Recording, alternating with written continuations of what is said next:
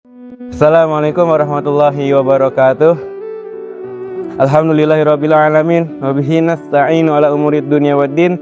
Syahadu an la ilaha illallah wa syahadu anna Muhammadar Rasulullah. Allahumma shalli ala Muhammad wa ala alihi wa ahtabihi wa man tabi'ahum bi ihsanin ila yaumiddin. Amma ba'du. Qala Allah ta'ala fil kitabil karim, a'udzu billahi minasyaitonir rajim. Bismillahirrahmanirrahim. Innani anallahu la ilaha illa ana fa'budni wa aqimis sholata li dzikri. Amma ba'du.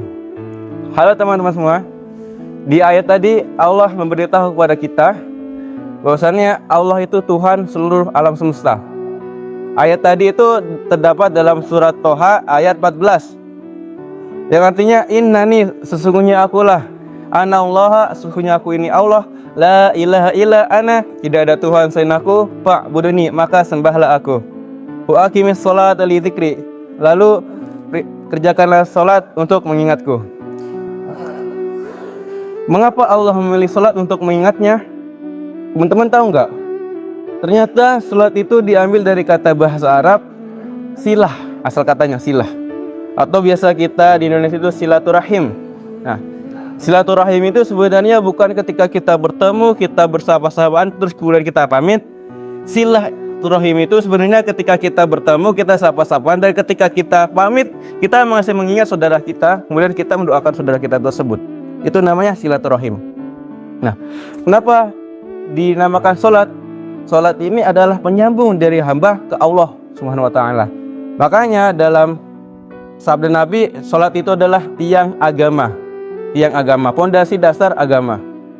Jadi ketika seorang muslim tidak mengerjakan sholat, maka dia itu dapat dipastikan dia itu kafir. Karena pembeda orang kafir dengan orang mukmin, kata Nabi, adalah sholatnya. Orang mukmin sholat, orang kafir tidak sholat. Walaupun mereka berdua sama-sama mengerjakan hal yang baik. Contohnya seperti Cristiano Ronaldo, dia sering memberi donasi kepada Palestina, dia sering memberikan bantuan-bantuan, tapi percuma nanti di akhirat karena dia tidak mengerjakan sholat, tidak masuk Islam. Seperti itu. Nah, teman-teman berbahagia, ada ketika sholat kita itu dipertanyakan. Maksudnya dipertanyakan adalah ketika kita ini sholat, tapi sholat kita ini terima apa enggak dalam kondisi seperti itu. Allah berfirman dalam surat Al-Maidah, yang bunyinya, a'udzubillahi minasyaitonirrajim, bismillahirrahmanirrahim. Ya ayyuhalladzina amanu la taqrabus sholata wa antum sukara hatta ta'lamu ma taqulun. Yang artinya, wahai orang-orang beriman, janganlah kalian itu mendekati sholat. Nah, kok kata Allah jangan kita dekati sholat sih? Wa antum sukara, kata Allah lanjutannya, wa antum sukara, dan kamu itu mabuk. Mabuk ya di sini. Hatta ta'lamu ma taqulun, sampai kamu itu mengerti apa yang kamu ucapkan. Nah, kamu ucapkan, karena sholat itu sebenarnya bukan hanya gerakan saja, bukan hanya takbir hingga salam, bukan. Tapi sholat itu adalah makna dari ucapannya. Contohnya teman-teman, ketika takbir Allahu Akbar. Ketika takbir, Abu Bakar dulu ketika takbir, beliau ketika takbir maka bergetarlah seluruh hatinya. Nah, karena saking agungnya nama Allah Subhanahu wa ta'ala. Kemudian kita membaca iftitah. Kita membaca iftitah, Allahumma ba'id baini, itu minta kita untuk disucikan dari segala dosa-dosa kita, yang lahir maupun yang batin. Dan Al-Fatihah kita minta petunjuk, kemudian surat pendek yang semampu kita, kemudian ruku, hingga akhirnya salam, teman-teman. Ya, teman-teman yang berbahagia, salat itu penting sekali karena di hari kiamat nanti, di hari hisab, salat itu adalah hal yang pertama dihisab oleh Allah Subhanahu wa taala. Hadisnya itu kurang lebih bunyinya seperti ini. Yang pertama kali dihisab di akhirat adalah salat. Jika salatnya baik, maka akan baik seluruh perkaranya. Jika salatnya buruk, maka buruk seluruh perkaranya.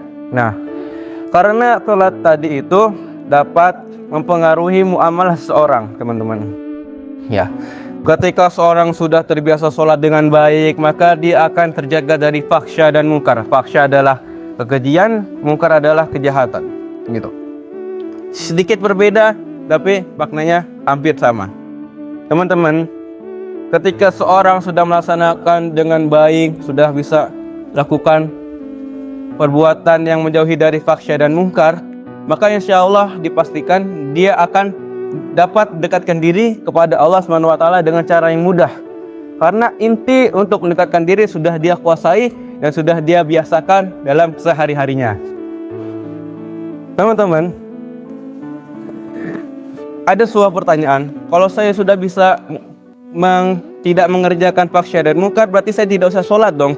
Nah, di sini sebenarnya ada sebuah pendapat, ya. Ketika seorang sudah mampu